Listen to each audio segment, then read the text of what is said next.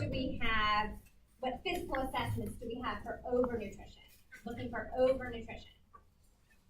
Okay, so I see fat, but let's just imagine somebody is in a state of overnutrition. Is it gonna, what's a better indicator than this? Because I can feel this right now. I have fat stores. Is that over? Are they over? Are they under? Are they normal? It's harder to assess over, right? I think we can understand under, but over from this, unless it's like really obvious, it's gonna not be as sensitive. But okay, so waist circumference is gonna be really important because we know where your fat is located is more important than just general fats. But let's say somebody has a BMI of 45, right? 50, 60, right? That exists. So imagine if you can what that person might look like. Are we going to take a waist circumference? No.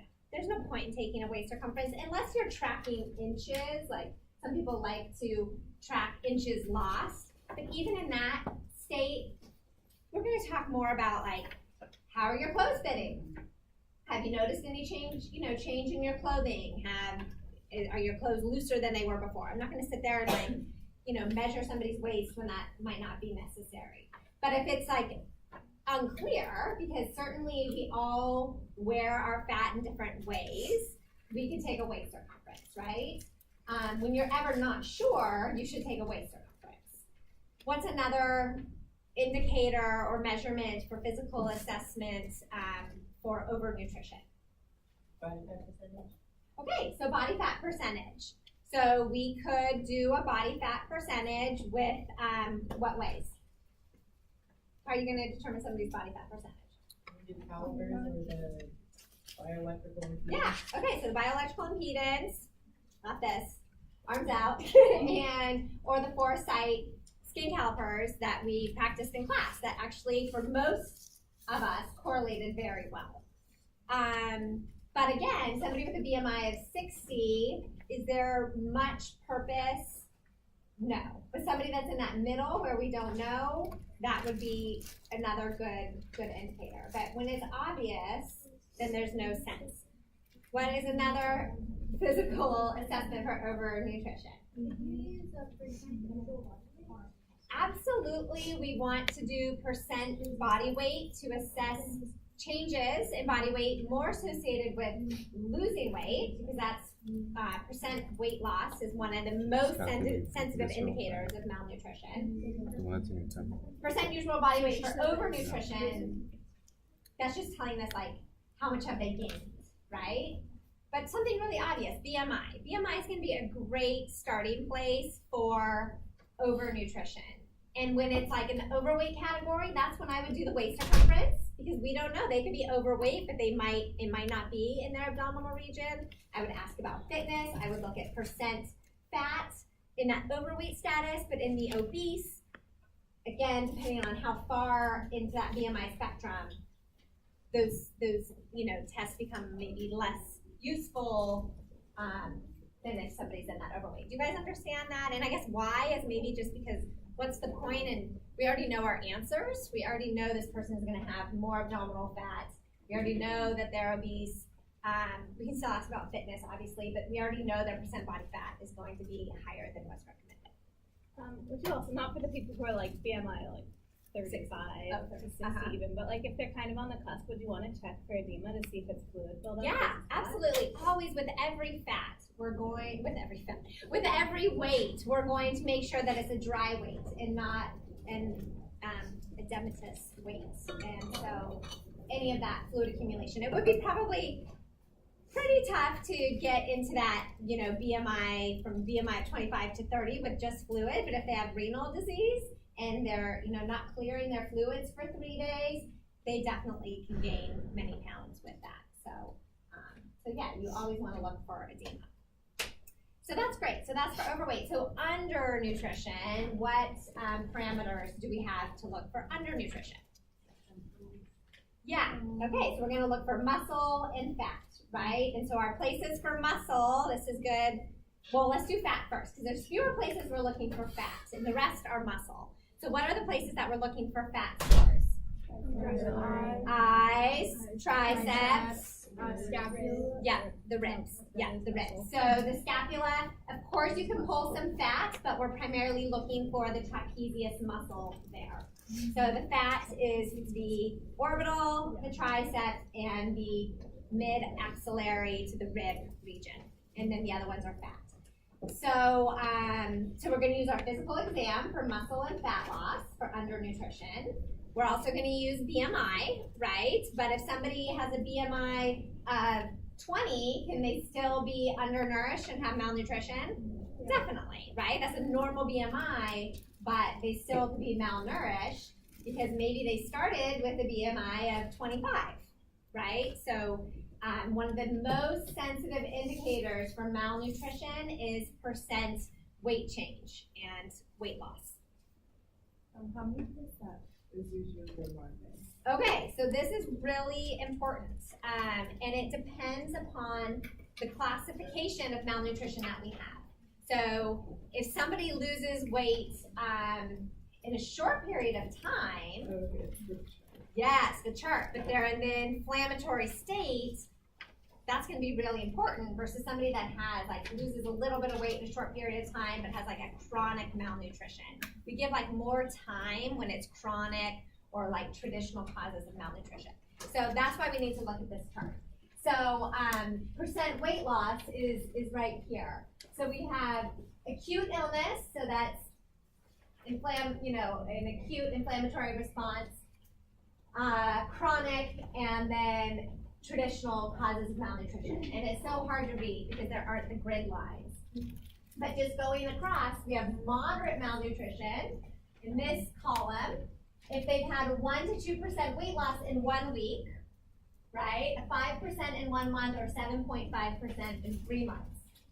So this varies because, let me just look at this.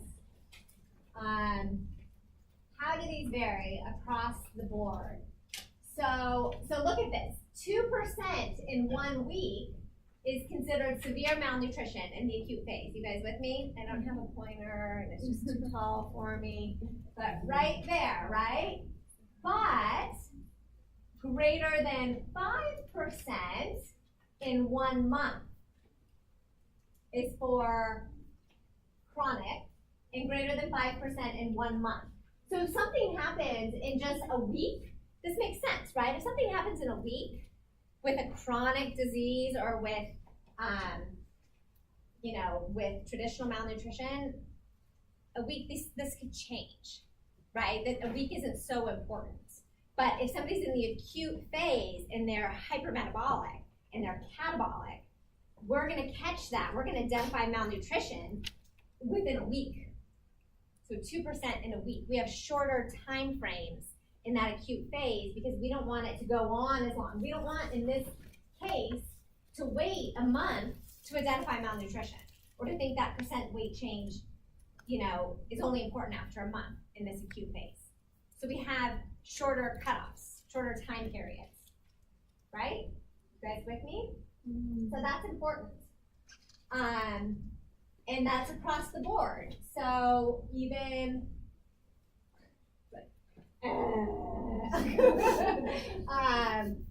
anyway, you can see it. We're not going to wait a year. There's no standards for a year, right? We're not going to wait a year to think that weight loss is important in the acute phase.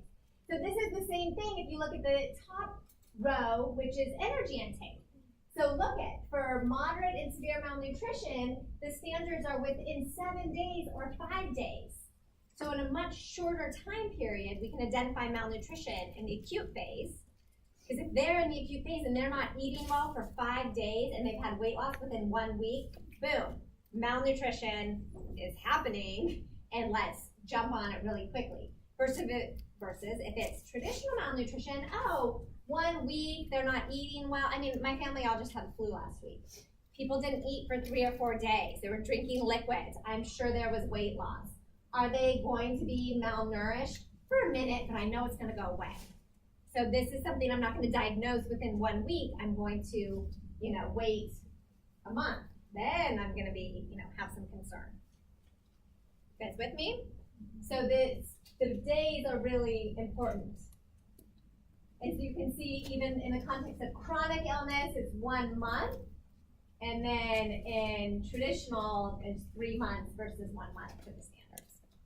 Okay? So do you have to memorize this? No. Right. This is a reference sheet that you're going to look at often and, look at your patient and then pinpoint them according to this table and identify the extent of malnutrition. So, Hosty's question was about the muscle loss and the fat loss. So for body fat, if it's a mild loss, it's moderate. If it's moderate loss, it's severe. If it's mild loss, it's moderate here. If it's severe loss, it's severe, mild, severe. So how do we know what mild versus severe loss is?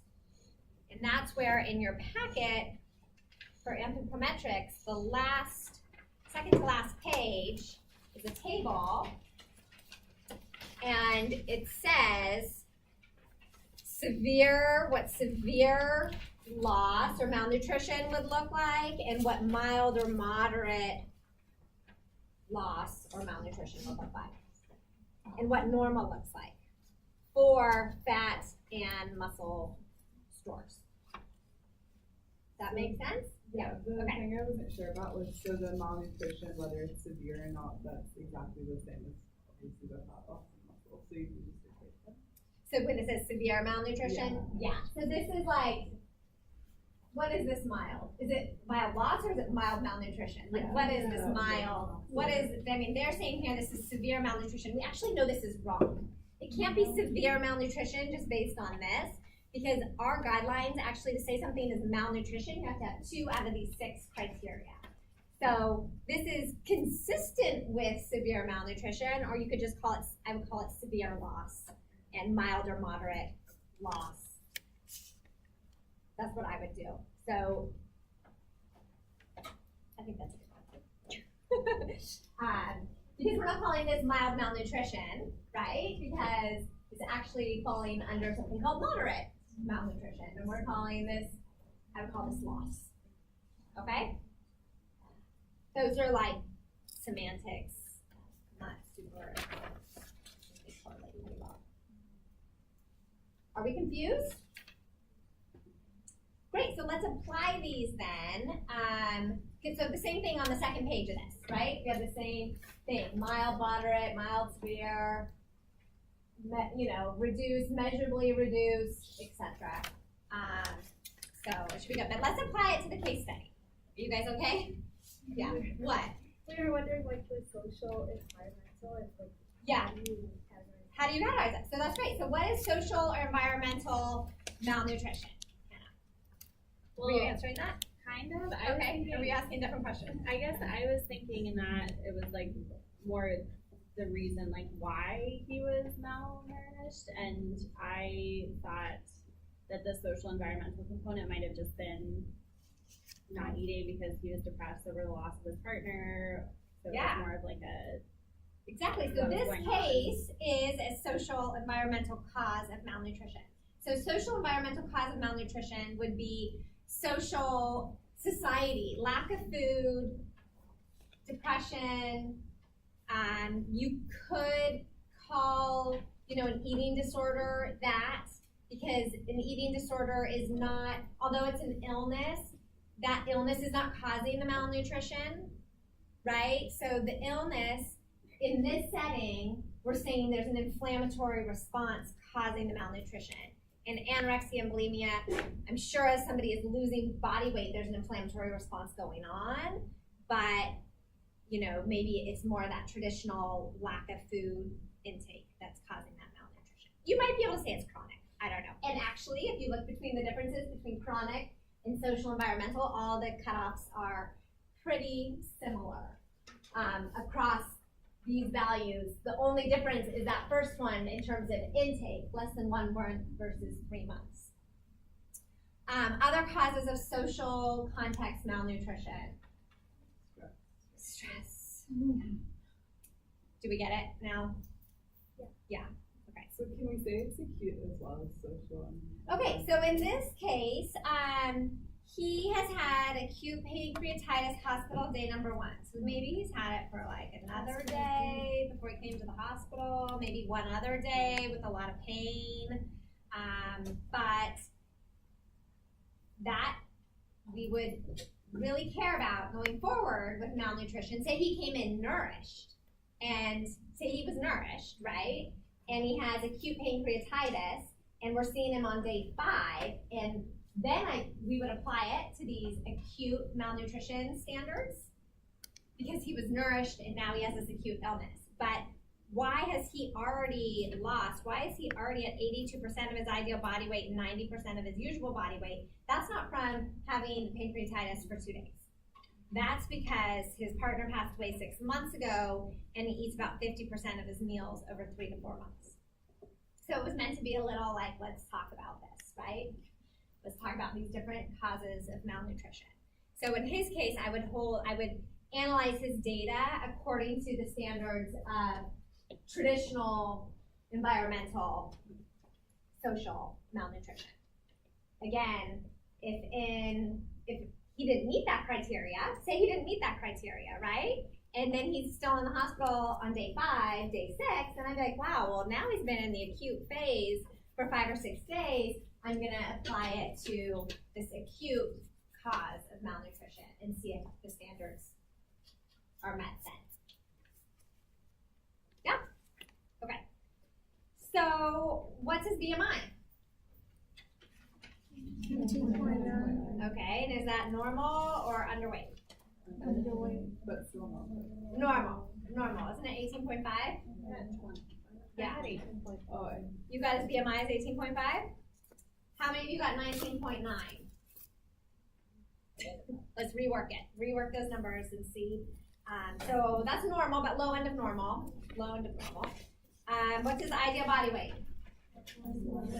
184 pounds, plus or minus 10%. How many got 184 pounds? So how do we do it? We do 6 inches, 6 pounds for every inch above 5 feet. So how many inches above 5 feet is he? 13. So we go 13 plus, what do you get for the first 5 feet? 106. wait, how do you do this if you're doing a metric system? You have to convert it to, yeah. I Googled it because I was looking. Yeah, so don't Google it. Use the resources that I've given you. So what was in the metric system? You did his height in centimeters? Yeah. I just converted everything. Centimeters. Why? I have a more like. Your mind goes there. Your mind goes there. So that's hard, because like I'm not metrically inclined, right? But they should be similar. They should be the same. They should be the same. I got 176. So. 176. That's 8 pounds off. It's 106. So the Hamley equation is using height in feet and inches, and then pounds. So I would convert for the Hamley equation, which is this one. I would do it that way, because that's how it was developed. Yes. I'm sorry, for the metric people, did the non-metric people get 175?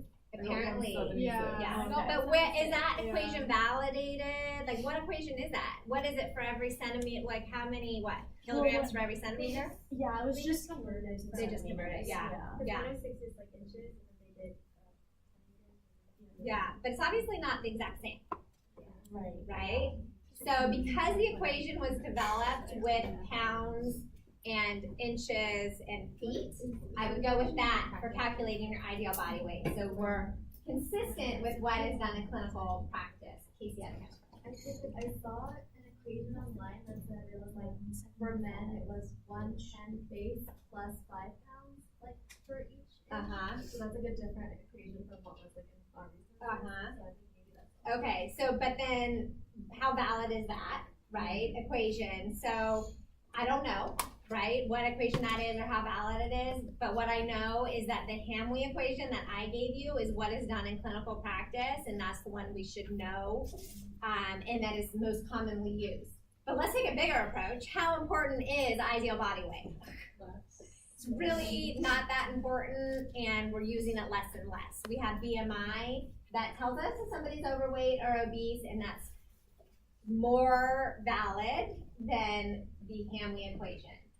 But we're still going to do it because it's done in practice, and it's just one more tool in our tool belt. I stick a lot of tools in my belt, and that is one of them. And you're going to be doing this. This is just what we do.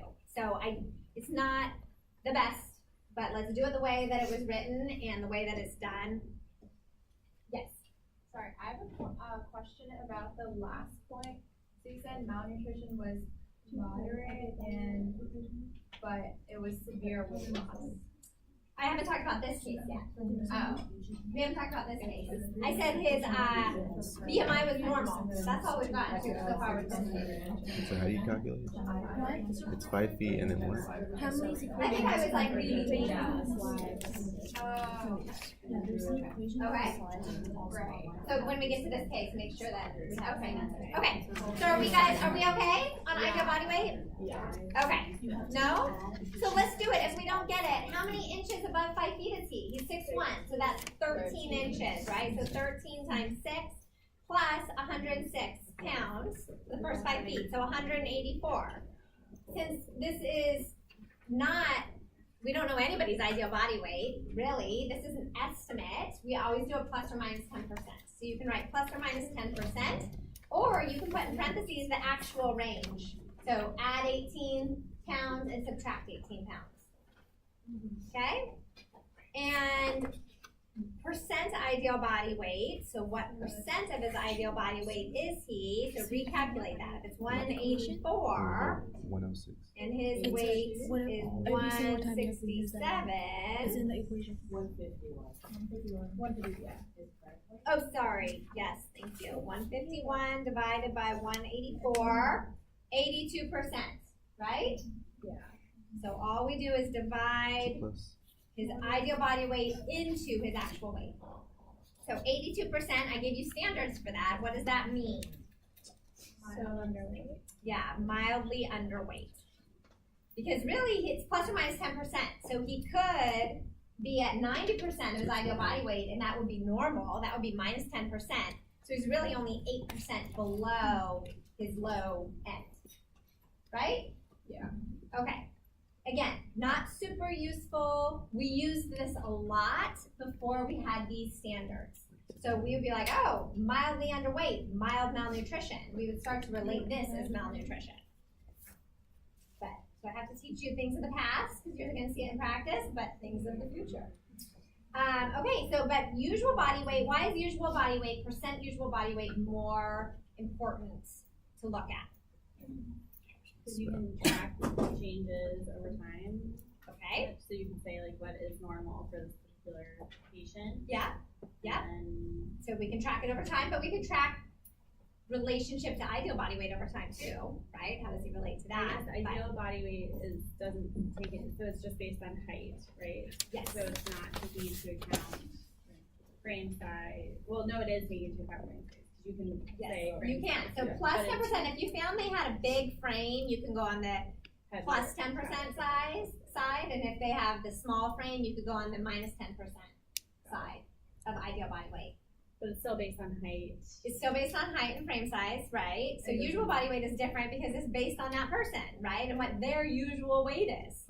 So we can have malnutrition in the presence of obesity. Somebody can be obese and have malnutrition because they lose a significant amount of weight, but still be obese, right? Sarcopenic obesity, so loss of muscle mass in the presence of obesity. And so that's why, because it tells us about the extent of their own weight loss, regardless of what starting point they had. And that's important. The weight loss is important. So really the best indicator, again, is percent weight loss, which relates to percent usual body weight. I was gonna say, it's possible that the person hasn't been at their ideal body weight for like years, and Right. then now all of a sudden they're losing weight. Yeah. We're looking at usual body weight. Exactly. So it relates it to them. It personalizes it. Yeah. So it's a better indicator. So 90% usual body weight, right? Did you guys get that? And so what is that considered? Their actual weight now compared to their usual. They're under 10%. Yeah. Oh, Yeah, they're 90% their usual body weight, they're 10% below, right, their usual body weight. And according to the standards, that's considered mild loss. Again, we used to say mild malnutrition, but really what are we talking about? This is mild loss. So you guys have these weight assessments, right? yeah. Okay. Yes, it says it's not even up here. It's not But one of doesn't ours. that, I don't know, I was looking at this table, what does the 1 month greater than 5 correspond to? I thought that was Percent, good. percent Weight loss. Weight loss, not percent usual body weight. So how much percent weight loss? So percent change. Well, didn't he lose 10% of his body weight? Yeah, so it's 9.6%. So why is that not considered severe malnutrition? Because it was over 1 month and it was above 5. So the percent usual body weight doesn't have time considered. It's just like 90% usual body weight. It didn't ask over what period of time. So you betcha, if they lost that in a week, that's going to be really severe, right? Okay. So this isn't, again, that's another really good reason why this is less useful, because it doesn't give us over what period of time. Okay. But we know from the case study that Yes. he's lost 9.5% Yes. over 4 to 5 months, Yes, right? so that's here we go. around- So this is what we're gonna care the most about. But those other ones are my tools. I'm still gonna just use them. They're like, you know, additional data to support what's going on, but they're not as valid, they're not as reliable, they're not in our true guidelines, but you're gonna do it anyway. Because it's what's done. I know that's such a bad example, but it just gives us more information, right? It gives us more information. Also, let's just think about it, ideal body weight. Okay, well say it was the same person, but they're at 100% of their ideal body weight. Okay, they've lost all this weight. We want to replete them, but we're not gonna replete them all the way back to their usual body weight, perhaps, because that maybe wasn't a healthy weight, right? And we're gonna now wanna maintain their current weight. We might give them more because we don't want them to continue to go down the spectrum, but knowing what their true weight is important too, and what percent of their ideal body weight they are. Does that make sense? People have lost weight, that's bad, you're right, we wanna catch it. But sometimes that weight loss, well, now they're at their ideal body weight. I'm not going to bring them all the way back to their obese status, right? Okay, so I'm doing research on people with atypical anorexia, which is where they're really obese and they're like now at a healthy BMI, and it's like, well, what weight do you want to get them back to? But Yeah. if you're using usual body weight and they're teenagers, let's say, Yeah. then what they were 2 years ago might not. Right. So Absolutely. So then you could, with teenagers, you could look at what an ideal body weight would be for their height today. And that would be a good place for them to be, right? So you would look at their age and what would be ideal. So that often happens with kids. You project, we'll have overweight kids. It's like, well, what's a healthy weight for kids? And kids are always growing. You would want to project a healthy weight for that age and height. Okay, so yes, so percent weight loss. He's had 9.5% over 4 to 5 months, and we're looking over here. So that is severe. It's over 7.5 over 3 months. We don't have 6 months of data, so it's severe. Right? We don't know. It probably would continue to go there. He's almost at 10% over, he's 10% over 5. So either one can be that way. So far, this is the only factor that we've been able to look at using this malnutrition guideline. But those other things are tools. So I'm not going to throw BMI out. Even though it's not on here, I'm still going to do it. Now I've told you a reason why we might need ideal body weight, because we might have some weight goals in mind. And usual body weight correlates with percent weight loss. Great. Okay, so muscle mass. What do we know about his muscle mass? So we have his temporal region slightly depressed. So when we go to his temporal region, slightly depressed, mild to moderate loss, right? Hold on 1 second. Let me think my thought through. Muscle mass, I'm going over there, mild to moderate with a slight, so I'm gonna be picking more of a moderate, malnutrition for his muscle, unless I have another indicator. I don't. So is that what you guys picked? Mild. So mild, but mild, this is so annoying. Mild is moderate malnutrition. That is confusing because this was not developed for this. This is just a guide to help us understand. So let's take away this. If it was completely gone, complete hollowing, that's going to be severe. If it's a little bit there, then that's going to be on the moderate side, right? Let's use common sense. So it's not completely gone. So it's not going to be severe. It's going to be on that moderate malnutrition side. With me? Okay, so then what do we know about his fat? Fingers almost touched. Right. Well, no. Mild to moderate. Fingers almost touched. If your fingers touch, then it's severe. So, again, we're reading these descriptions instead of doing it ourselves, too. So we're relying upon what's written here versus, if you have skin to skin, that's going to be severe. But if you can feel something in there, that's going to be moderate. So you can back away from the descriptions, like they're there to help, but if you're finding yourself like reading really closely and trying to match it, just think, like if it's gone, it's severe. And if there's some there, then it's going to be, call it mild, moderate, whatever. There's either moderate or severe malnutrition. Okay? So we're going to call that, again, the moderate column.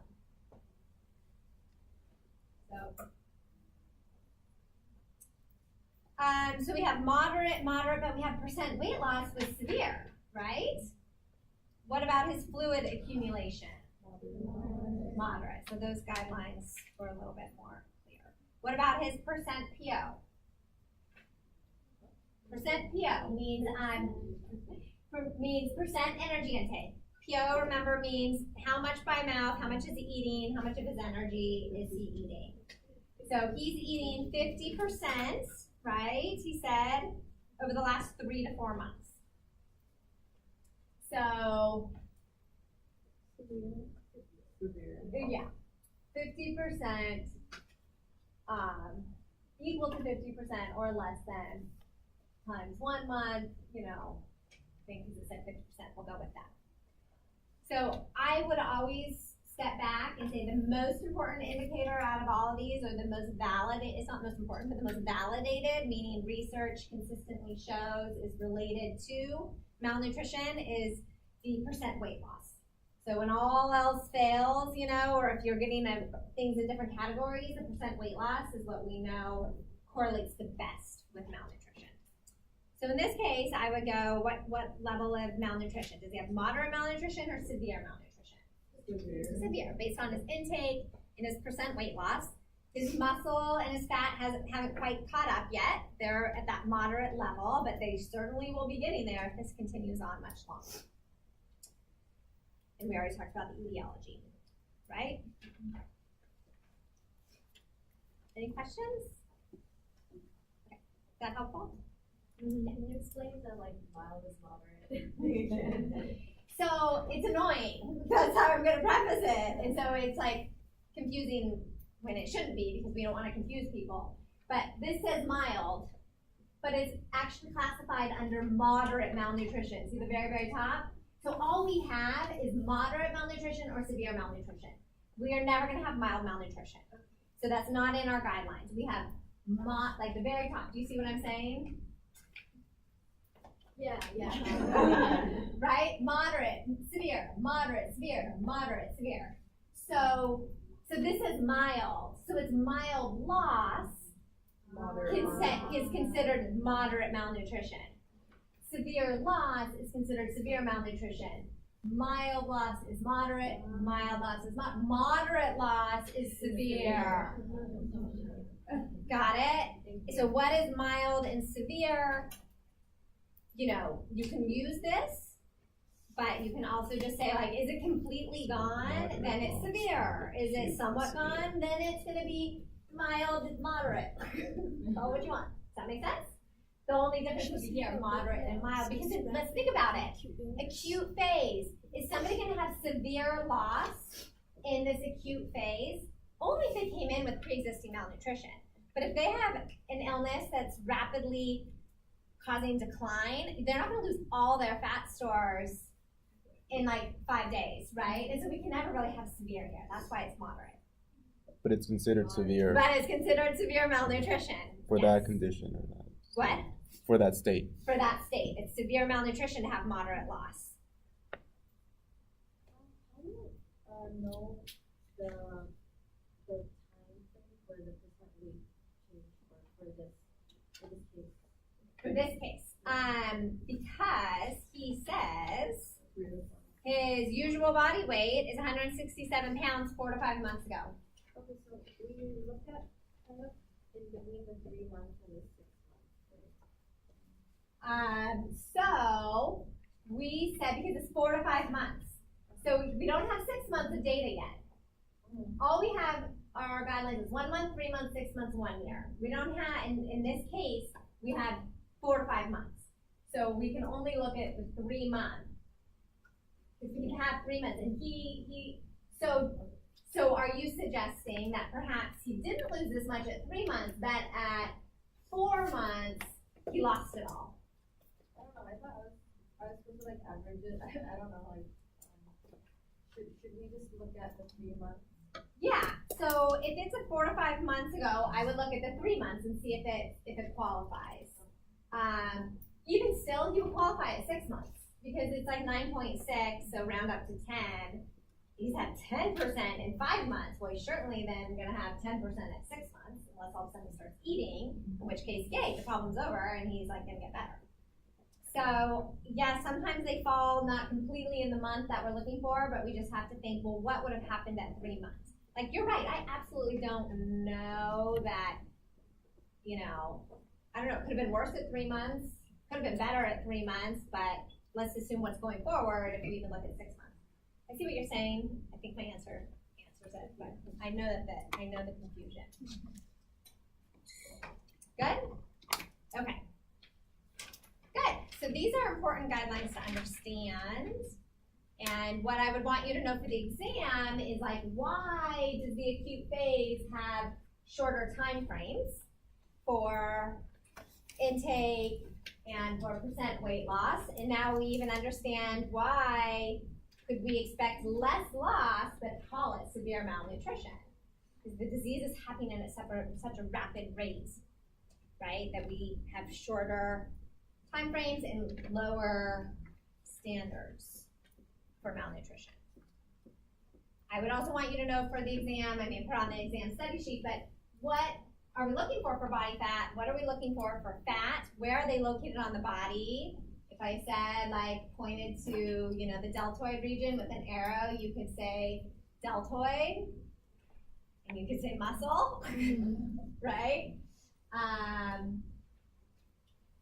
You should be able to calculate percent weight loss on your own, and ideal body weight on your own, percent ideal body weight, percent usual body weight on your own without a reference sheet, but you don't need to know the cutoffs for mild loss, moderate loss, etc.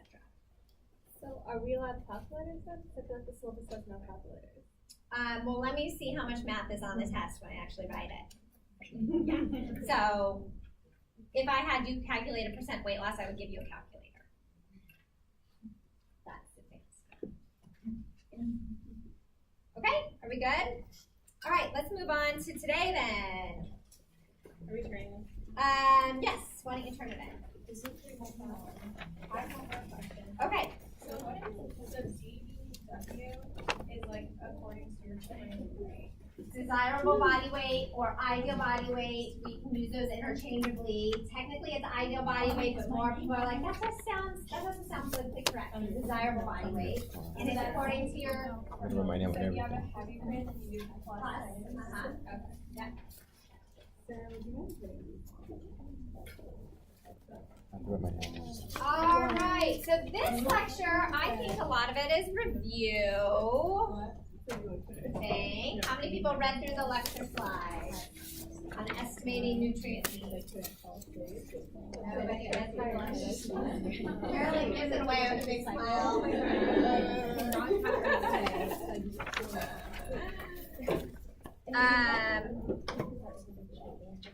Okay.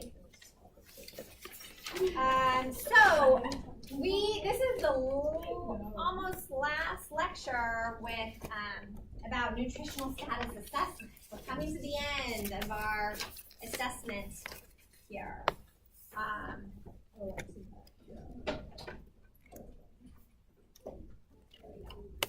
And hold on.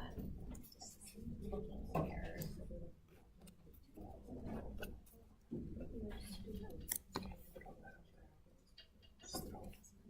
I'm not in the right view mode. Hold on one second.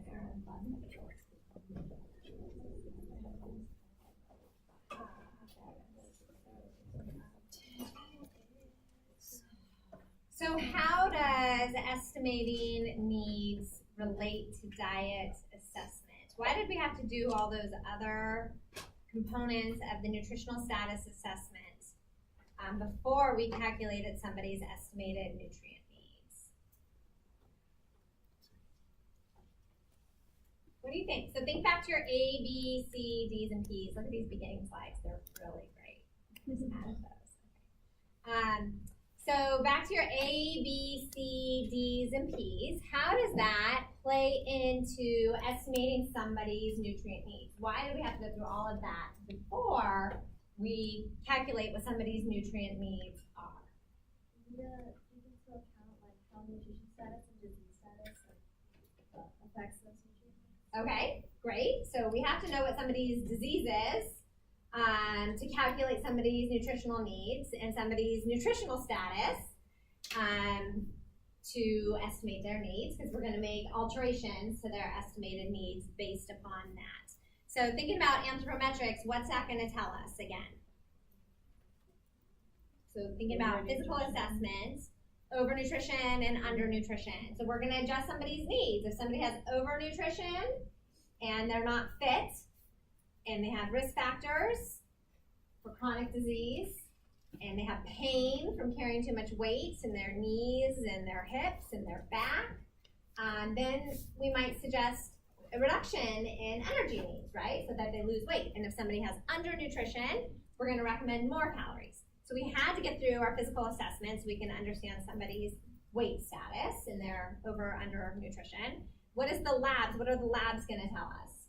How is that going to influence our needs? If they're like very clearly deficient in a certain micronutrient or macronutrient. Okay, so we're going to provide various micronutrients based upon their laboratory values. It'll like affirm if what we're seeing physically does that, or if maybe something that's known to them, and also looking for biomarkers. Great. So, yeah, I love that. The physical exam, we're saying, like, is this normal for you or not? Well, the labs can help provide objective data to that subjective physical assessment. So it's more reliable and we can verify, you know, what our thoughts are about the physical assessment, and biomarkers for disease and nutrients, etc. Right? It tells us about the inflammatory state, and so what level of malnutrition are we going to assess, right? As well with the CRP, acute chronic inflammation. So it modifies our micronutrient needs primarily, but also our macronutrient needs with inflammation. We no longer can diagnose malnutrition with labs. And then our client history, that's where we find out about their disease state, their age, their gender, their physical activity levels, like all these things that impact their nutrient needs. And then what about their diet? Why do we have to know about their diet before we calculate their estimated needs?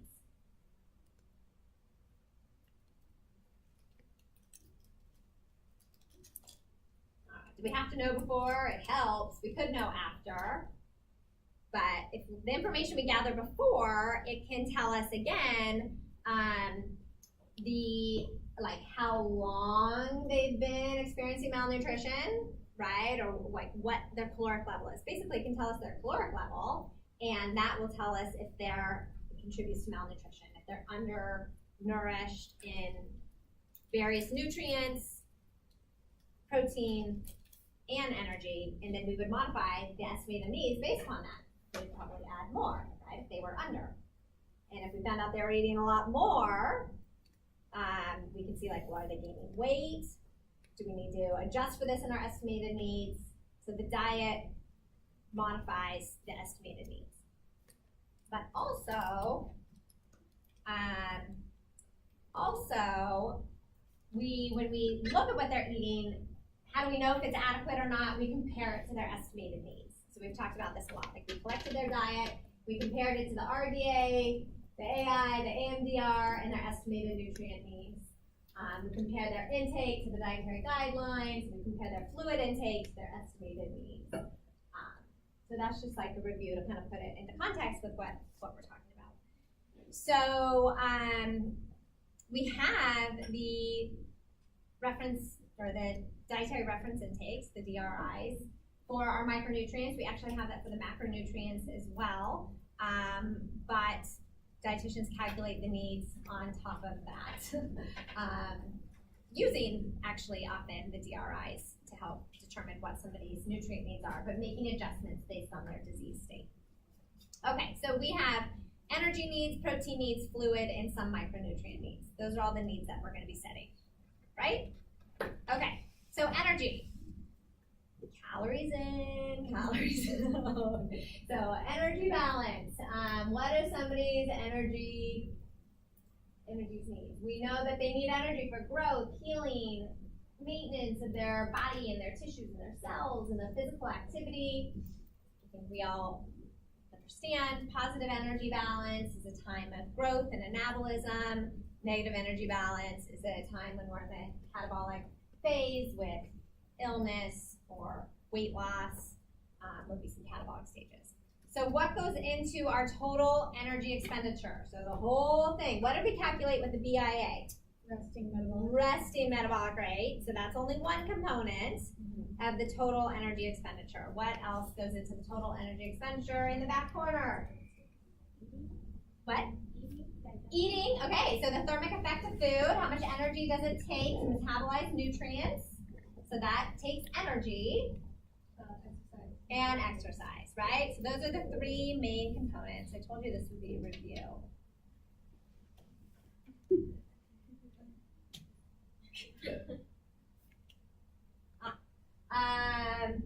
There we go. So let's just talk semantics. Basal energy expenditure versus basal metabolic rate. What's the difference?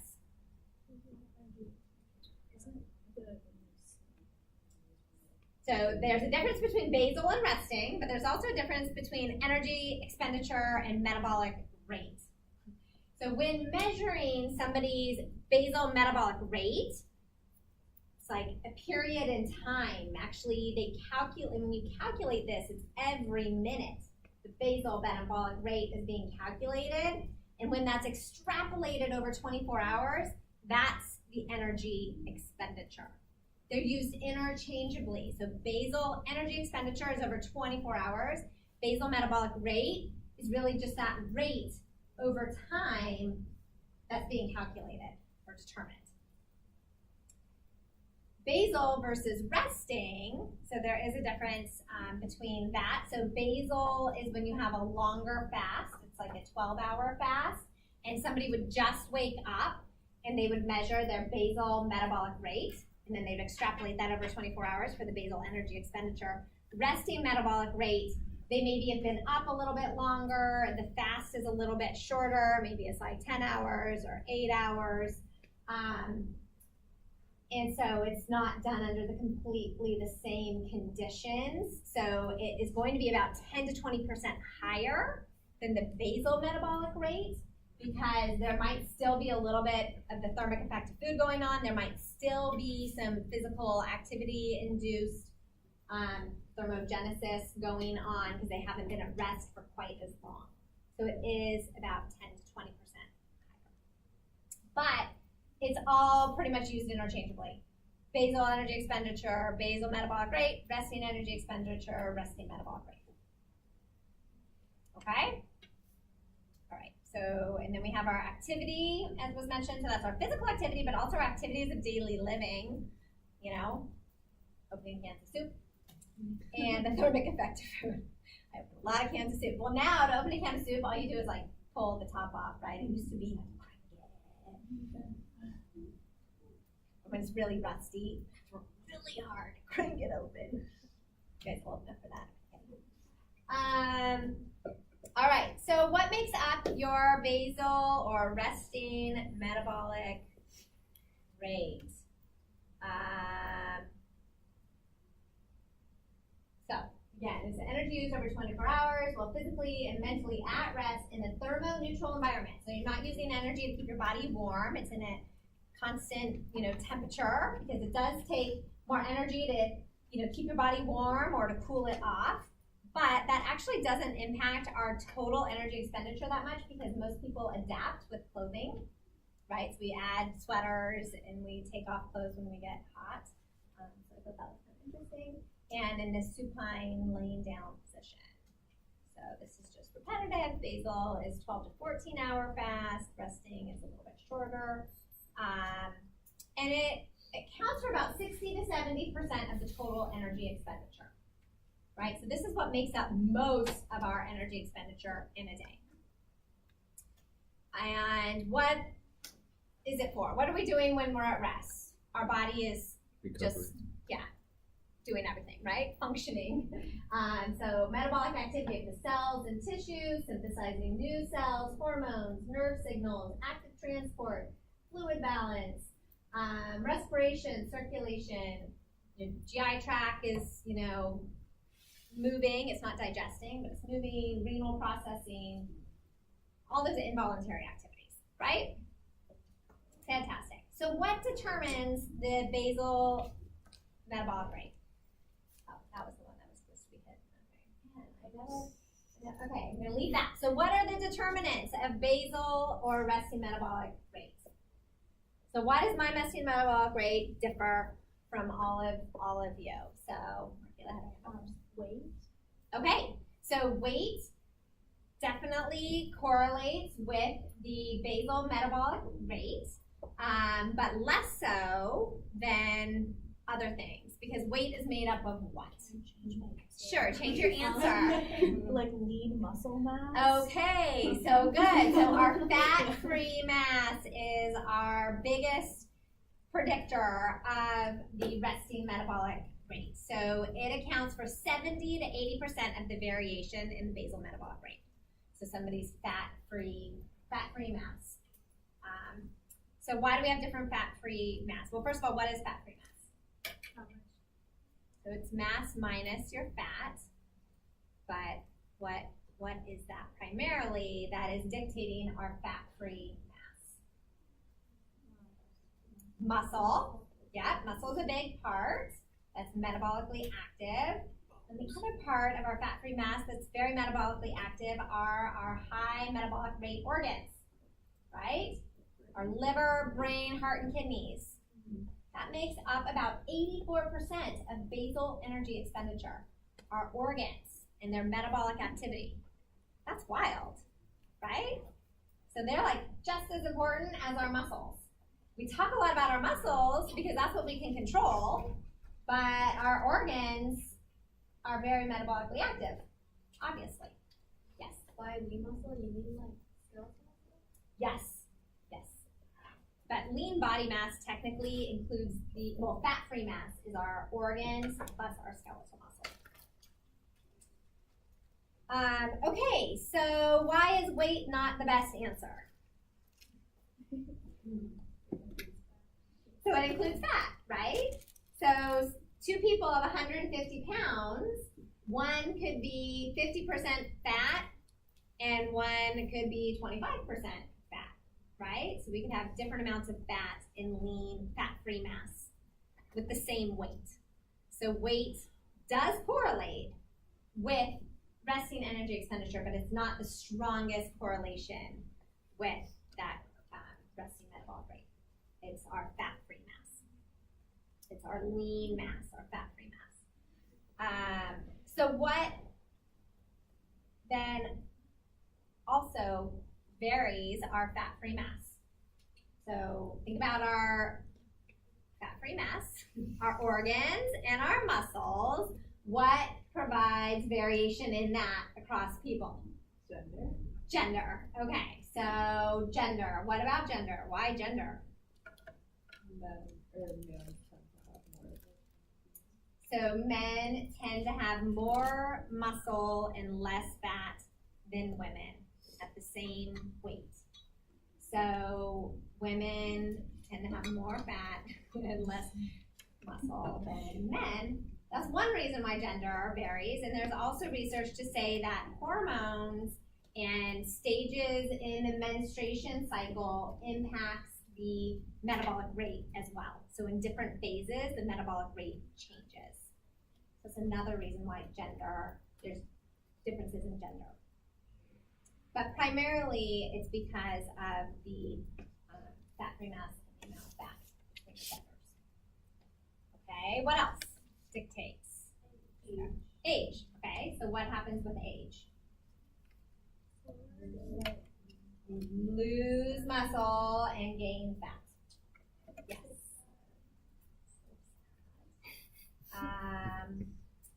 So I think I have 1 to 2% decline in fat-free mass every 10 years after the age of 30. Don't need to remember that, but so we do have a decline in fat-free mass. Okay, what else? What else changes our fat-free mass? Or whatever, impacts our basal metabolic rate. Yeah, exactly. So periods of growth are going to impact our basal metabolic rate. So pregnancy, lactation, childhood, you know, anytime that we're in an anabolic phase, our basal metabolic rate is going to be going up because we're laying down tissue.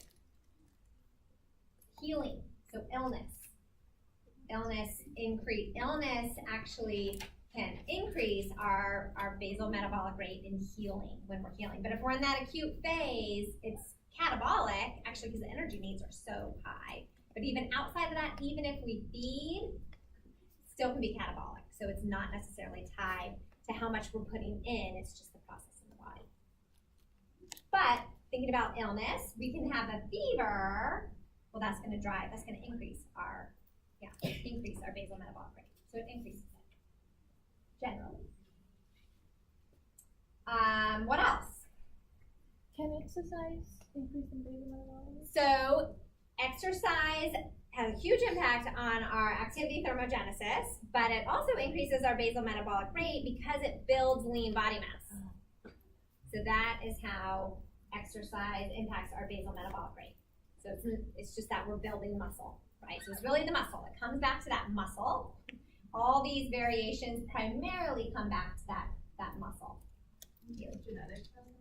Yeah, so of course, you know, people's genes are going to dictate how much muscle they have and how much fat they have, right? And what their body, how well it builds muscle.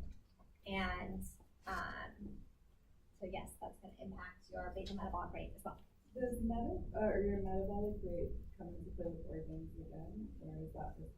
No, that is. So your basal metabolic rate is your organs, and so it's your fat-free mass. And so your fat-free mass are your organs, your high metabolic organs, and your muscles. We just can't really change our organs. But let's go back to gender. Men are often bigger, and so their organs are actually often bigger. So that's another reason why. There's also caffeine and tobacco use. Okay, so caffeine and tobacco. I was like, are these thermic effect of food? Is caffeine the thermic effect of food, or is it basal metabolic rate? So caffeine does increase your energy expenditure over a day, and I guess it increases your basal metabolic rate because it's a stimulant. But you know, you can have a cup of coffee in the morning. Like, how long does it last? Right? It's going to impact it for a little bit. But yes, those have been known to increase your basal metabolic rate. What else? What about height? Does height impact it? Yeah, why? More muscle. Yeah, more surface area too to keep warm as well. and more surface area, your heart has to work to pump that blood a little bit harder, right, to get your blood a little bit higher up. So more surface area and more muscles with height. Okay, so thyroid hormone, that's what you're doing, right, Casey? So hypothyroid is going to slow down the metabolism, and hyperthyroid is going to increase metabolism. That's, rare that if somebody has a thyroid disorder. And then extreme environmental temperatures, as I mentioned that too. You say hypothyroidism? It's slow, decreases. And starvation. What about starvation and very low calorie diets? Can slow down your metabolic rate, preserve your energy, and also you lose lean body mass, so that decreases basal metabolic rate. Well, because if you're starving, but your body needs energy to perform its, functions, adipose tissue. So we do, right? We use adipose tissues, but we never just use one fuel only. So we're going to have some gluconeogenesis going on because we need glucose in the blood for our brain, and so we need some glucose in our blood, right? And so there's gluconeogenesis that's pulling on our protein stores. Always some questions. So if I have a clinic in Colorado and I'm used to Colorado's altitude, and occasionally California comes, will that affect their memory? So actually altitude does impact it as well. And I can't remember if it higher or lower altitudes and what actual impact it has, unless it's in my notes right here. But altitude does impact it. But we adjust. So you adjust after a couple days. So it's like the relevance is so small. Yeah.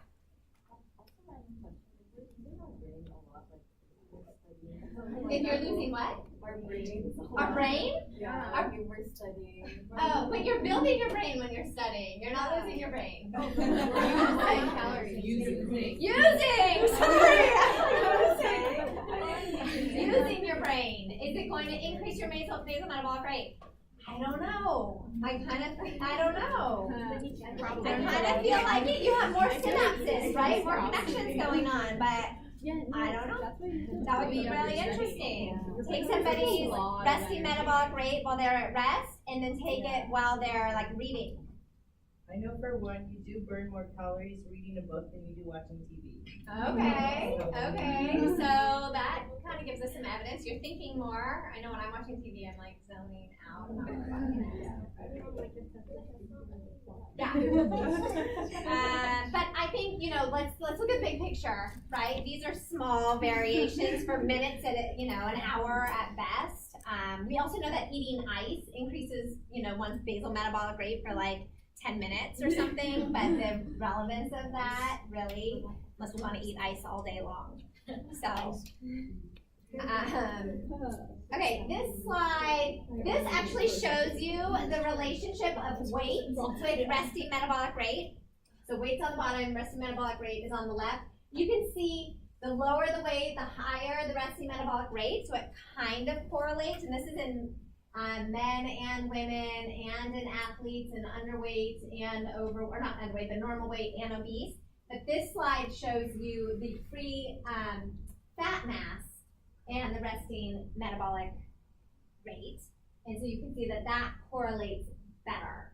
So weight does correlate, but weight works a lot better when you put in variables such as age, gender, and height. Then it tightens up, the correlation tightens up. But what's best is fat-free mass, so that lean body mass. So I thought that was just visually, you could really see the difference between just using weight and knowing what somebody's fat-free mass is. Okay, so can we change it? So physical activity, building that lean body mass is a way to increase one's basal metabolic rate. That's why weightlifting is so important.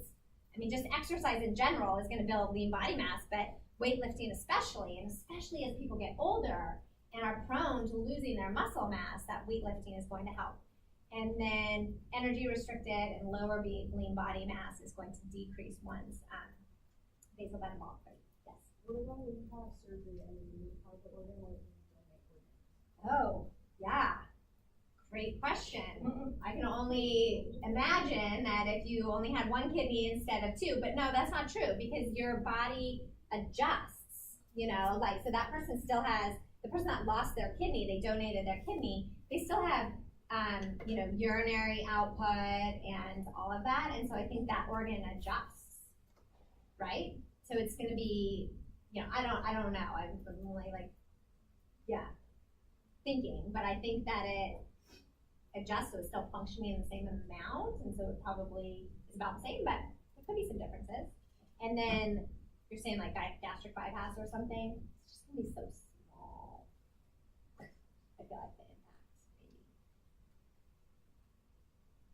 Sort of interesting question, so it's a good question. But do we adjust for that in clinical practice? No. So activity, we know that there's activity, and activities of daily living, that's about 15 to 35% of the total energy expenditure. Obviously, this is going to vary based upon how active somebody is. And not only does it increase energy expenditure at that point in time, so obviously increasing your total energy expenditure over the day, it also carries on for a little while after exercise, and it increases your muscle mass. So it increases that basal metabolic rate as well. And then meets non-exercise activity thermogenesis. So those are activities of daily living, including fidgeting, chewing gum, maintaining your posture. So I like those ones, especially the fidgeting ones. You know, it's like some people just have that. And I think I'm actually one of those people, like I'm always moving, even on the couch when we're watching TV, I'm like flip, flop, I can't like sit still. I think I burn a lot of extra calories that way in a day. And some people, I think, can just settle in and not move. So that's interesting. And what is that? Genetics. There's actually also a correlation with vitamin D deficiency and restless leg syndrome, but if somebody has restless leg syndrome, they're probably burning more calories because they're moving their legs a lot. Should get their vitamin D checked. Wonder if fidgeters have vitamin D deficiency. So thermic effect of food accounts for about 10% of the total energy expenditure. We don't account for this when we look at somebody's total energy expenditure because it's such a small amount. And we know it's you know, all the energy involved in digesting, absorbing, transporting, metabolizing, storing nutrients, all those processes. Oh, I didn't give you a break, so you're all getting that fine. I should have said one. And so clinically not really significant contribution to the total energy expenditure. There is some research that more energy is needed to metabolize protein compared to carbohydrate and fat. Impact is small. Total impact of thermic effect of food is small. So, like clinically, it's just really not relevant. And then, how does illness impact it? So, it is variable, but fever, healing, in that acute phase, those are all increasing that metabolic rate. But again, in that acute phase, even if you feed, they won't necessarily utilize those. So that's a balancing act that we really don't know what to do with, honestly. And then we lower that need for energy with fatigue in illness, right? People don't feel well, and they're tired, and so that kind of brings it down a little bit. But generally, we give more calories for illness because of that healing. Okay, so do we need a break? Did you guys need a break? Yeah. Okay, take a break. We have 40 minutes still, so I guess that's long enough. Take a break.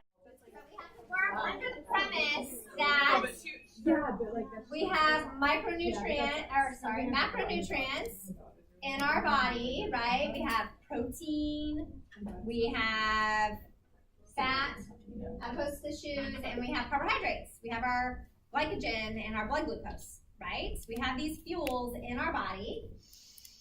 We breathe in oxygen, and we oxidize and metabolize these macronutrients for energy, right? And so the energy in these macronutrients is converted to ATP, right? Our energy, heat, carbon dioxide and water, right? Those are the end products of metabolism.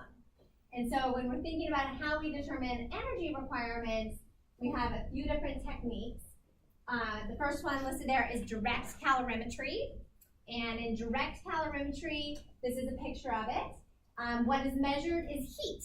The heat that an individual is losing as they're sustaining life and oxidizing these macronutrients to sustain their life, right? And the energy requirements of the body. So a lot of their energy is captured as ATP, chemical energy, but they're also releasing heat. We're releasing heat. So somebody would be in a closed chamber, oxygen being fed in, CO2 being removed, but around this chamber is water, and they're measuring the temperature change of that water.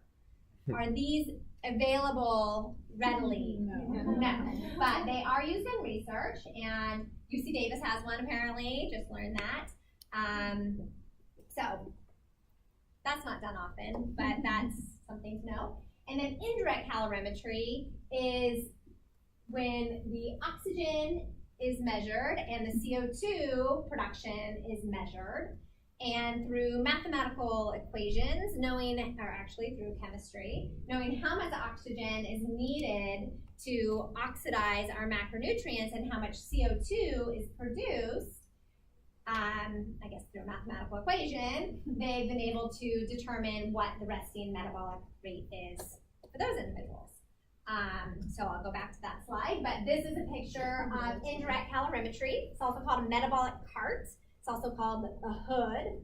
And so you put that over somebody's face, and there's a plastic outlining it where you lay it down so no extra oxygen goes in, and oxygen goes in and CO2 goes out, and the machine every minute is calculating the resting metabolic rate. Okay, and so do you think that that is highly accessible? No. It actually is. Oh. Yay, nice. So these are in most hospitals now. Most hospitals have metabolic carts because it is accurate. It tells us what somebody's resting metabolic rate is. That's fantastic. And especially with illness, when we don't really know what somebody's resting metabolic rate is, because all we have otherwise are predictive equations that we're going to spend a lot of time working on, because that's the best we have often. But those are just estimates, and we're estimating illness factors. We're estimating it. This tells us this person could be sick. And so it is capturing the resting metabolic rate with illness and with anabolism. You know, what is going on, or catabolism, right? Who knows? What's going on with this person? Are they catabolic or are they anabolic? So the hood will tell us that. But we can't do that on every single patient. So we have predictive equations. Just how another value that the indirect calorimetry gives us is the respiratory quotient, the RQ, which is CO2 divided by O2. O2 consumed into CO2 expired. And so, and it, based upon what the RQ is, it tells you what fuel somebody is using. Are they using their glycogen stores? Are they using their fat stores? Are they using their protein stores for energy? So if somebody is fasting, what energy source should they be using? So let's just go with like a 10 to 12 hour fast. You know, wake up in the morning, you want to get their true metabolic rate. What are they going to be doing? We're going to get so many answers here. What are we using? What fuels are we using? Triglyceride. Gotcha. That one? No, I just love when everybody says it at once. So yeah, we still have some glycogen. So we're using glycogen. We have glycogenolysis going on. We're using fat. Are we always using fat for energy? Yeah. Pretty much. I'm using fat right now. And moderate exercise, we're using fat, right, for energy. But very little gluconeogenesis. We're not using much gluconeogenesis at that time because we still have some glycogen stores. As soon as our glycogen stores are gone, what happens? Gluconeogenesis. Then we're using our protein, right? So we have a mixed diet. So we would expect at fasting about 0.85. So mixed fuels. If we see somebody's using their protein and they're only using fat, this is where we suggest that this person is not getting enough calories.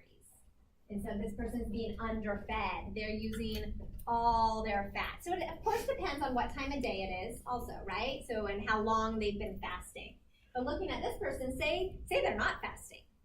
Because maybe in the ICU they're probably not fasting. We're probably feeding them. And they're still using like fat stores primarily. Then they're not getting enough calories if they're primarily using fat stores for energy. So we would want to get more calories. Does that make sense? One other thing, how we use this is if somebody's primarily using carbohydrates, so CO2 and O2 are equal, fine, okay, but mixed diet, the amount of, so as we go down here, as the RQ goes down, the amount of CO2 produced is lower, right? That's how these numbers are going down. We have more O2 and less CO2 based upon this mathematical equation here, right? So some people that are on a ventilator or have pulmonary dysfunction, their lungs are having difficulty, right? We don't want to produce a lot of CO2 because that just increases the drive of the ventilator, we say. It increases the ventilation drive. It's making the ventilator work harder. It might be harder to get them off that ventilator. They're producing so much CO2. Or somebody that has pulmonary disease, that they're producing a lot of CO2. So with those people, we might tend towards a higher protein or a higher fat diet rather than a higher carbohydrate diet, so they don't produce as much CO2. So the rationale for like pulmonary patients is a little bit lower carbohydrate diet to reduce the amount of CO2 being produced. But the biggest benefit of indirect calorimetry is really just the CO2 and O2 and coming up with the resting metabolic rate. Is it possible to have difficulty breathing if you eat too much carbs? Yes. So they have something else going on. Not just eating too much carbs is not going to cause difficulty breathing, but if they have lung disease, that can make it harder for them. So eating a higher carbohydrate diet on its own is not going to cause difficulty breathing. Even if it's too much, like too much carbs?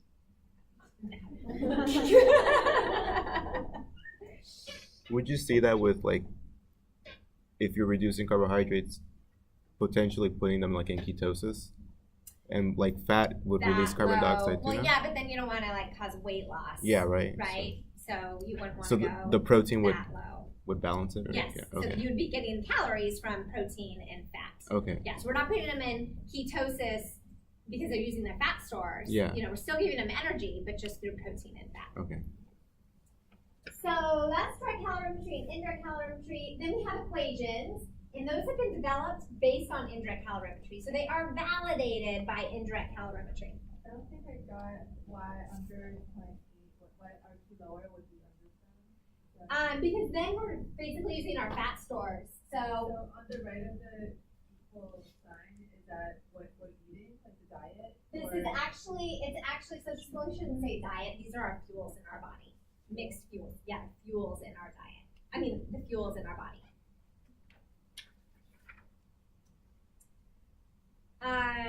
Okay, so our equations are developed by using indirect calorimetry. So that's good, validates them. But the last way that we can think about somebody's energy needs is based upon their weight and what they've been eating. So my weight hasn't changed in like 20 years, really. And so if I did like a diet recall and figured out how much I actually eat, say over a week on average, that's how many calories I need for my level of physical activity and my, basal metabolic rate, etc. So if you have somebody that has a stable weight, you can figure out their caloric need that way. Problem with this is most people underreport what they eat by 10 to 45%. So they might tell you what they eat, but that's really not what they're eating. So then you really don't know how many calories they need. But if you think about it, that makes sense. Okay, so what equations do we have?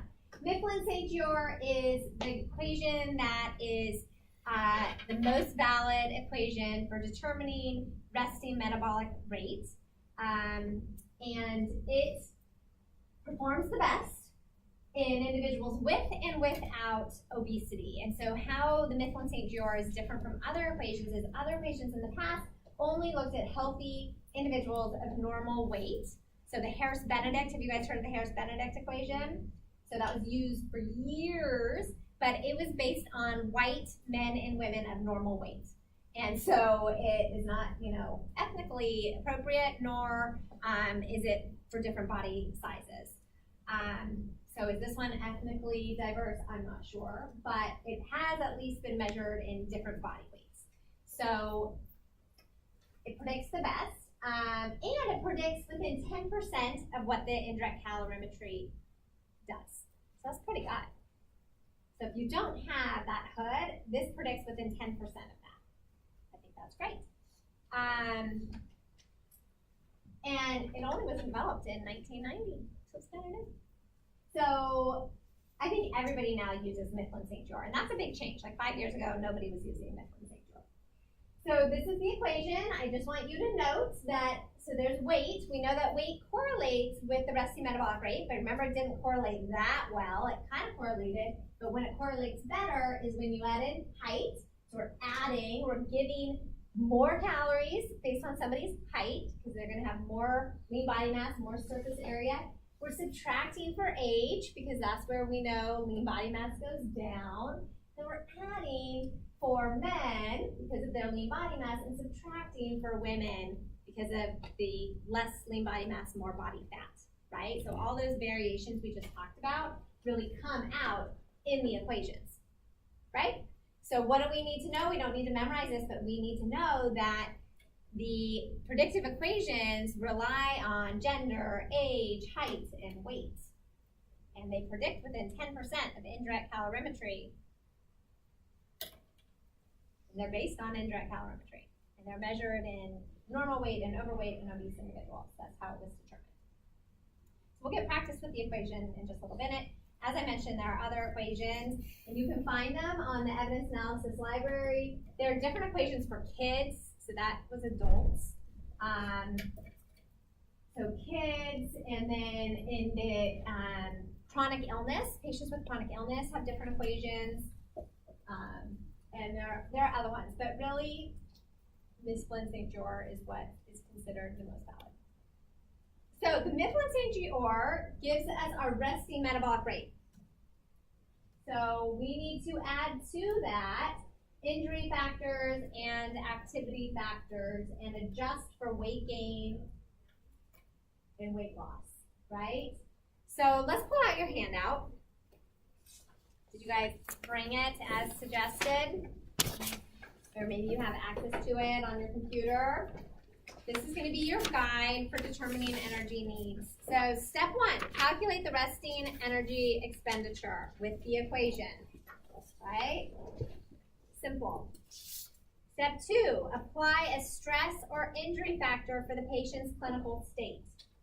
So if they aren't sick, the injury factor is 1, right? We're not going to increase it or decrease it, right? Somebody had an elective or minor surgery, or they're not having any complications, they probably don't need that much energy, but you could go up to 1.2, 20% increase in the resting metabolic rate.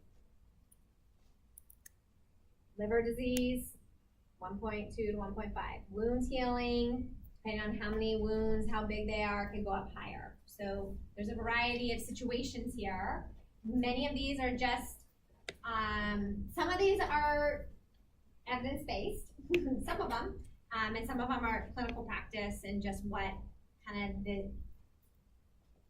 practice is for these various disease states, because this is an estimate. These are estimated equations, estimated nutrient needs. If we needed to know more specifically, what would we do?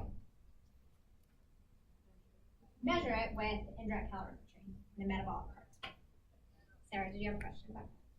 I was going to say we're multiplying by, right? Yep, multiplying. Yep, multiplying by the stress factor. Good. So times this stress factor, and then this, again, resting metabolic rate does not include physical activity, so we multiply by an activity factor.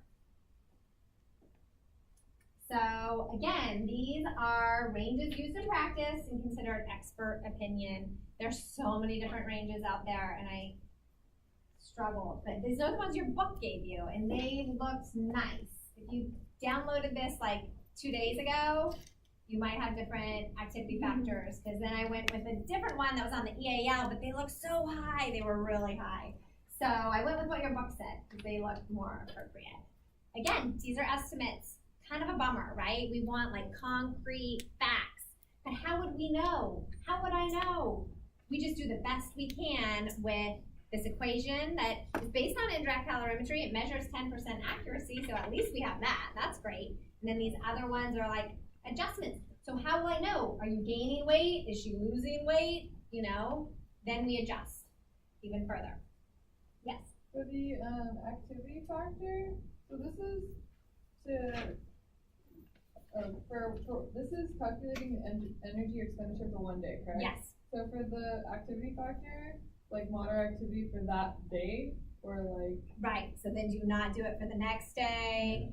So I would say if somebody exercises 4 to 5 times a week, I would just do that moderate activity for all those days. But if they really only are moderately active 2 days a week, then I would base it on the minimal activity. And then those days that they do more exercise, they might need a little bit more calories. But maybe they're trying to lose weight, so maybe they don't need more calories, right? So that makes sense. Okay, good. And then we adjust for weight gain or weight loss, right? So now we've just figured out what their total energy expenditure is. Now we need to decide, do we want them, are they overweight or are they underweight? And do we need to add calories or not? And so if they're pregnant, we want them to gain weight. So we add in what's listed here. If they're lactating, it's not that we want them to gain weight, but they need extra calories. So maybe that's kind of in the wrong spot, but it's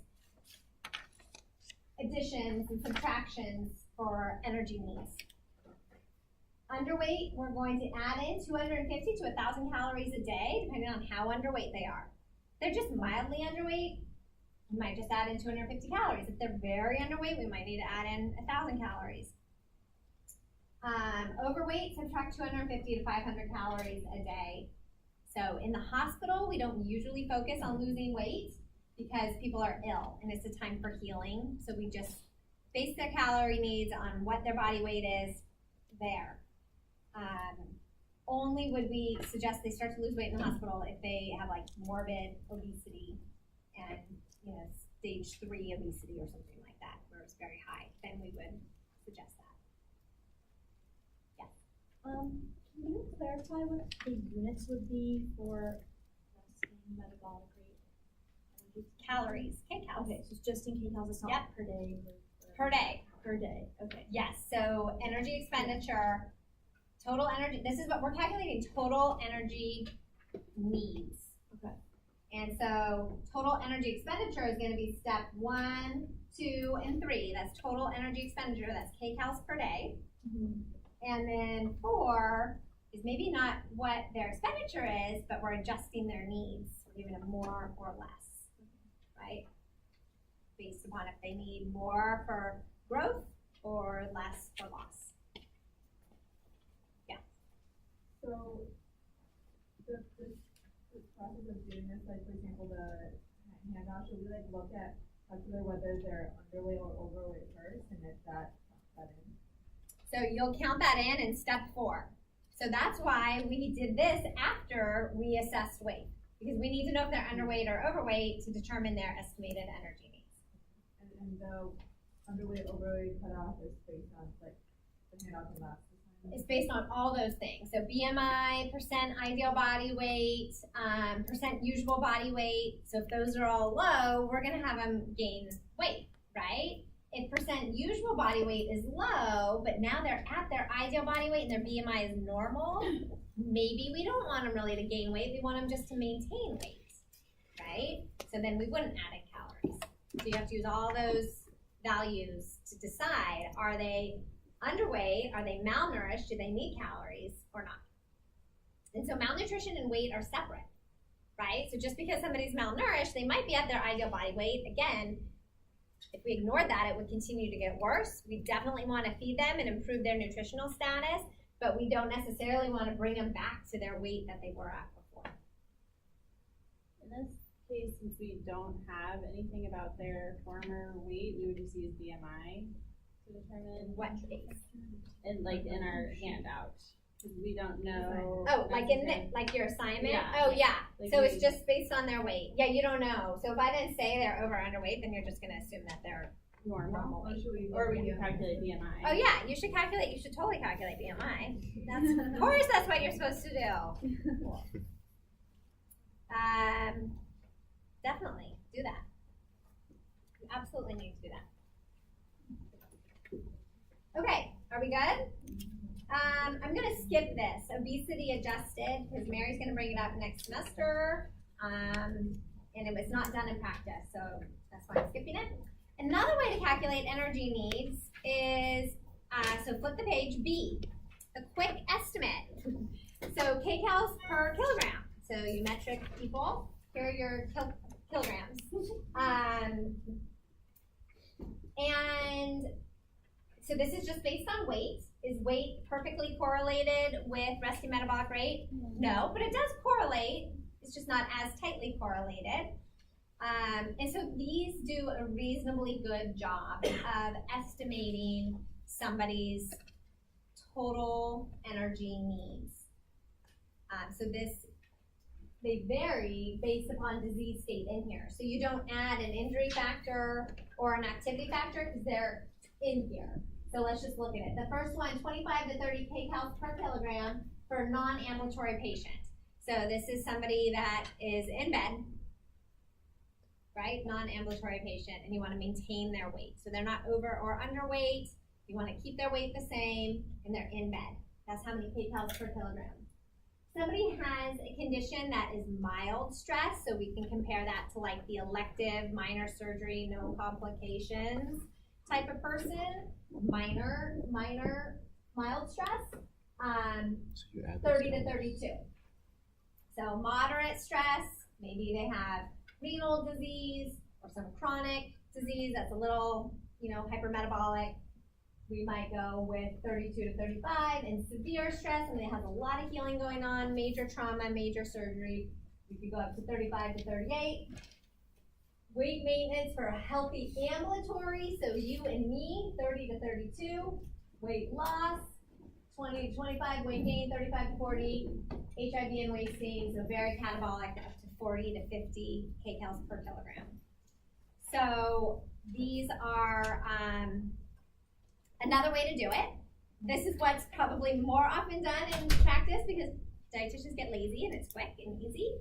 But in this class, we're always going to do the Mifflin-St. Jeor, and we're always going to do kcals per kilogram, and then we're going to compare the two. So we can start to understand if they correlate and how similar they are, and to be able to make clinical judgments about what somebody's energy needs are. So if Mifflin-St. Jeor gives us like this really high value, but the kcal per kilogram gives us a really low value, we need to figure out what went wrong there, right? Did we use the wrong something? And maybe we'll just pick kind of in the middle between those two. These are estimations, the best we have without our metabolic parts. Okay, can I move on? Mm-hmm. Protein. So protein, we estimate requirements based on the RDA, but the RDA meets the needs for 97 to 98% of healthy people. So that's what we would do for healthy people. There's no reason not to do the RDA. What? Where did it go? Okay. But then we do modify for different disease states. So looking same thing at your handout, C says protein needs, grams of protein per kilogram of body weight. So various disease states have various ranges in protein, grams per kilogram. Okay? I'm going to introduce a concept called nitrogen balance. Do you guys know what nitrogen balance is? Do I need to go over it? No? We'll just do a quick review. Just quick review. We know that we can measure adequacy of feeding more than protein by doing a nitrogen balance study. So if somebody is catabolic, are they going to be breaking down their protein? Yes. Are they going to be in positive or negative nitrogen balance? Positive. Negative. If they're catabolic. Oh, they're losing it. They're losing it. Yeah, they're losing it. So they're going to have more coming out than going in. That's like negative energy balance, negative nitrogen balance. If somebody's in positive nitrogen balance, more is going in, they're keeping it in their body because they're in anabolism and laying down tissue, so they're in positive nitrogen balance. We have our body, and our body has protein. And our protein in our body, we have a pool of protein in our blood and in our cells, in the cytosol of the cell. We have amino acids in here. And how do we get those proteins? Exogenous sources, so we get it through food. But then we also have endogenous protein, so our muscle and our visceral protein pool, so our organs. We have protein, right? We have these protein stores. And so they are always breaking down and synthesizing. We have synthesis and degradation going on at the same time, all the time, right? Breakdown, build up, breakdown, build up, breakdown, build up. And when we're in balance, that synthesis and degradation is equal. And actually, when we're degrading, we're often reusing. But this turnover is in balance. So with that, we're in neutral nitrogen balance. So protein in, we synthesize, we break down, protein out. And we're measuring our protein through nitrogen, right? So nitrogen in, nitrogen out. Positive balance, we have more synthesis, so more going in and staying there, less going out. And then I just mentioned what negative. So how do we calculate a nitrogen balance? You need total urinary nitrogen. So how much nitrogen is being lost. And we need protein intake during the same period of time. So this is over a 24-hour period. So we need nursing staff to collect urine for 24 hours. And we need to know exactly how much they're eating. It's usually done on patients that are getting enteral nutrition or parenteral nutrition. So we actually have exact amounts of protein. And here's the equation. So we know for protein, 16% of protein is nitrogen. So nitrogen balance is grams of protein times 0.16, so 16%, minus our losses, our urinary urea nitrogen, plus 2 to 4 grams, because we do lose some nitrogen in skin and feces regularly, like 2 to 4 grams. And so we should see balance or a positive anabolism. If we have catabolism, we know this person is catabolic. We either need to give them more calories, or maybe they're in the acute phase and we can't do anything about it, but it tells us that they're in that catabolic stage. Yes? So for the nitrogen balance and also for the protein needs, there are a lot of ranges given for the calculations. Yes. So how do you kind of decide which end to go with? Yeah, so we never know anybody's needs with 100% certainty, so we always range it. So even in calories, we always have a range of calories, we always have a range of protein. And so you just do the range and you shoot for feeding them in the middle of that range. If the range is like super wide, then you have to start to pick. But otherwise, yeah. So you would like calculate for both and then just you calculate the whole range. No, you calculate the range. So their protein intake say is 1.2 to 1.4, so that's going to be 80 to 100 grams. As long as they're getting 80 to 100 grams of protein, we're meeting their needs. Okay. Yeah. Okay, nitrogen balances are expensive. They require a lot of needs from nursing. You need accuracy. So, and they're not useful, obviously, in the acute phase. It doesn't tell you about feeding. It just tells you they're catabolic. Not useful in liver and kidney disease, because this is where urea, right, is made in the liver and then travels to the kidney for excretion. So if we have diseases in these organs, it's going to impact the development of that. And we actually can get a buildup of ammonia in the blood because it's not getting excreted. Okay, fluid balance. And then we made it. So fluid requirements, again, basic calculations. What you need to know are that, how do we calculate fluids? Well, there's an equation just based on weight or age, energy needs, or there's one based on our urinary output. So there's 4 different equations here, okay? So one just based on our weight, 100 milliliters per kilogram for the first 10 kilograms, etc. One based on our age, you find your age group, and then you have milliliters per kilogram, so age and weight. 1 ml per kcal. Guess what? That's what most RDs do. Their kcal needs are 2,100 to 2,300. Their fluid needs are 2,100 milliliters to 2,300 milliliters. So that's the easiest. I think it's valid. And fluid balance, urinary output plus 500 mLs per day is another way to do it. And then what do we do with all of this? Last little step, what do we do with it? We have our estimated energy needs. We're going to intervene to meet the estimated energy needs. We're going to give them food. We're going to educate and counsel on their needs. We're going to make sure that when they leave, they're meeting their needs. But we also look at their diet before they're admitted to the hospital and compare it to their estimated needs. We look at their current intake in the hospital and we compare it to their estimated needs. And we look at the diet order that was given to them and we compare it to their estimated energy needs. So we need the estimated energy needs for a lot of things. And an example of the last one, somebody could be put on a vegetarian diet that's 1,700 calories from the kitchen, it's like a standard vegetarian diet, 1,700 calories. But their estimated energy needs might be 2,400 calories. Now we're underfeeding this person. So we have to look at their current hospital order, what they're eating, actually eating, percent PO, what they ate before to see how malnourished, how under or over their needs they're being met. You get it. All right, good. And so we'll continue on with this hospital diet order and meeting their needs on Tuesday. That's the last lecture before your exam. So you have an assignment. It's not that long. It's these equations. I thought we would do it today in class, but obviously we spent time on that case study. But we'll go over it on Tuesday.